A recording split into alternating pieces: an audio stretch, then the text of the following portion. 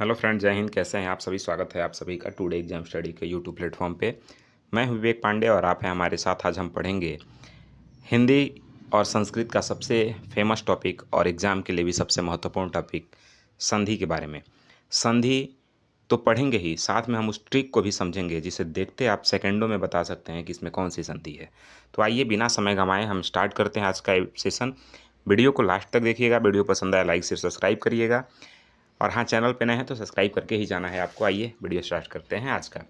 संधि, संधि किसे कहते हैं तो आप सभी जानते हैं। संधि का मतलब होता है मिलना, जुड़ना, ठीक है ना, मेल होना, योग होना। संधि का शाब्दिक अर्थ होता है योग अथवा मेल, अर्थात दो ध्वनियों या दो वर्णों के मेल से होने वाले विकार को संधि कहते हैं। विकार का मतलब होता है परिवर्तन।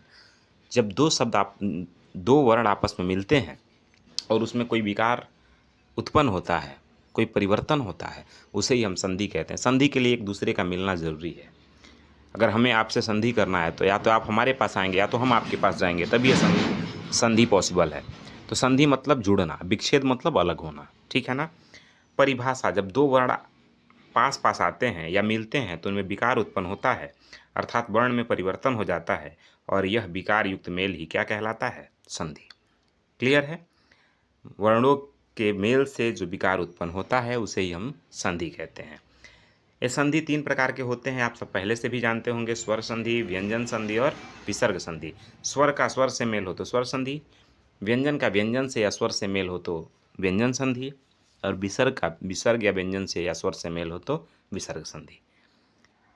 स्वर संधि, दो स्वरों के मेल से जो उत्पन्न विकार स्वर संधि कहलाता है। स्वर संधि के 5 भेद होते हैं: दीर्घ संधि, गुण संधि, वृद्धि संधि, यण संधि और अयादि संधि। एक एक करके हम समझेंगे और इनके ट्रिक को भी जानेंगे। दीर्घ संधि है। दीर्घ संधि कहता है कि भाई अ या आ के बाद उसी के जैसा कोई वर्ण यानी अ या आ जाए तो दोनों के स्थान पे आ हो जाता है। ई या बड़ी ई के बाद ई या बड़ी ई आ जाए तो दोनों के स्थान पे बड़ी ई हो जाता है। कैसे होगा वो आगे हम समझाएंगे आपको उदाहरण से। प्लस के पहले ऊ हो, प्लस के बाद ऊ या बड़ा ऊ हो तो दोनों के स्थान पे बड़ा ऊ हो जाता है। री, एक तरफ री हो, प्लस के बाद भी री हो तो दोनों के स्थान पे बड़ी री हो जाती है, यानी दीर्घ। दीर्घ का मतलब ही होता है बड़ा। दीर्घ का मतलब क्या होता है? बड़ा। आइए एक उदाहरण से समझते हैं कैसे। जैसे उदाहरण है विद्या प्लस आलय बराबर विद्यालय। हमने संधि विच्छेद किया विद्या और आलय। विद्या के द्य में आ है, आप ध्यान से जान देख रहे हैं तो समझ रहे हैं। तो मैंने द्य में से आ को निकाल दिया तो द्य हलंत हो गया। आलय में से आ निकाल दिया तो ये आ मिल गया हमें, लय अलग हो गया। सूत्र कहता है प्लस के बाद भी अ हो, प्लस के पहले भी अ हो तो दोनों के स्थान पे ऐसा आ हो जाता है। और विद्या में से आ निकल गया है तो द्य हलंत हो गया है। जब यहाँ द्य में इस आ को जोड़ेंगे तो द्या हो जाएगा, ल इधर से आएगा, विद्यालय बन जाएगा। चलिए, आई होप कि आपको समझ में आया होगा। ऐसे ही महात्मा है, महा प्लस आत्मा बराबर महात्मा। महा में से महा के हा में आ है, आत्मा में आ है, आ और आ मिल करके आ हो गया है। मह प्लस आत्मा, आ निकल गया तो मह हलंत हो गया, इधर आत्मा है, आ के मह में मिला, महात्मा बना। ठीक है ना। ऐसे ही रजनीश, रजनी प्लस ईस, रजनी के नाम में बड़ी ई है और प्लस के बाद भी बड़ी ई है, दोनों के स्थान पे बड़ी ई हो जाएगा। ठीक है ना। रजनी में से ई निकल जाएगा तो रजन हलंत हो जाएगा न, और रजन में जब बड़ी ई जोड़ेंगे तो रजनी, इधर से बचा हुआ है स तो रजनीश हो जाएगा। चलिए, भानुदय, भानु प्लस उदय। ऐसे ही यहाँ देखिए भानु के न में ऊ है तो जब भानु के न में से ऊ निकालेंगे तो न हलंत हो जाएगा, प्लस ऊ इधर से ले लेंगे, बच गया दय।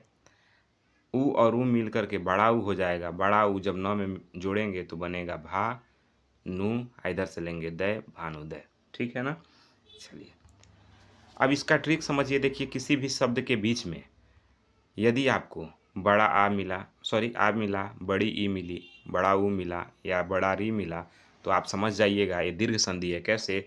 महात्मा के हा में देखिए बड़ा आ है, विद्यालय के आ में, विद्यालय के द्य में देखिए बड़ा आ है, ऐसे ही रजनीश के न में देखिए बड़ी ई है।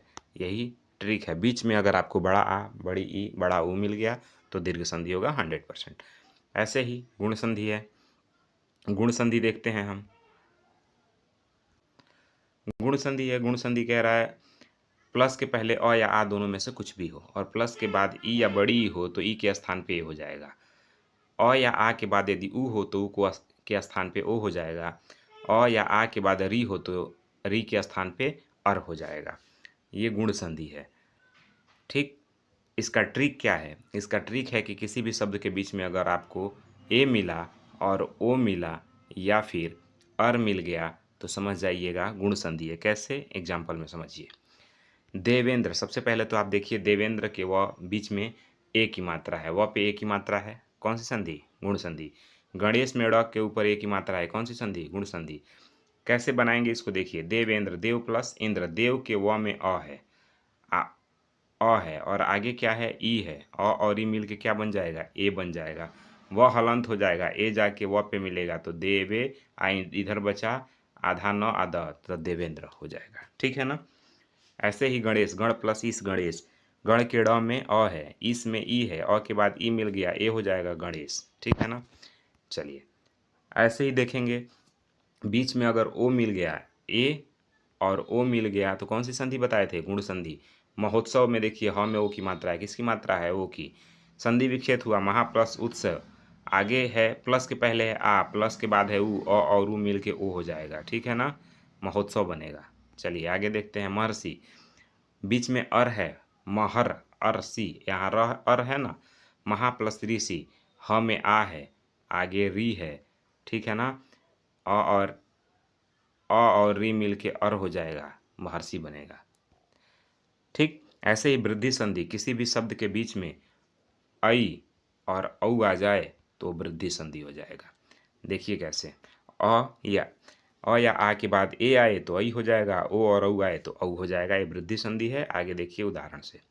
सदैव, देखेंगे द के ऊपर ऐ की मात्रा है, सदा प्लस एव, द में आ की मात्रा है, आगे ए है, आ और ए मिल के ऐ हो गया है। ठीक है ना? बनौषधि, बन प्लस औषधि, औ की मात्रा है, देख रहे हैं बीच में। न में अ की मात्रा है, आगे औ है, अ के बाद औ है, दोनों मिलके औ हो जाएगा, बनौषधि हो जाएगा। ठीक है ना? यण संधि, अ ई उ रिल री के बाद कोई भी भिन्न स्वर आए, मतलब इसके अलावा कोई दूसरा स्वर आ जाए तो यण संधि होगा। इसको पहचानने का सही तरीका समझ लीजिए। आधा शब्द के बाद यदि य आए, व आए, र आए और ल आए तो यण संधि कहलाएगा। ठीक है? जैसे इत्यादि, क्या है? इत्यादि, तो इति प्लस आदि हो जाएगा। तो आप देखेंगे आधा के बाद, आधा वर्ण के बाद य है, ये यण संधि हो जाएगा 100%। जैसे देखिए अत्यधिक, अति प्लस अधिक, तो आधा वर्ण के बाद य है, यहाँ पे भी कौन सा संधि हो जाएगा? यण संधि। अति में ई है, आगे अ है, ई के बाद अ है तो हो जाएगा ई को य आदेश हो जाएगा, तो त में से ई निकल जाएगा तो आधा त बच जाएगा, हो जाएगा अत। यहाँ है धिक।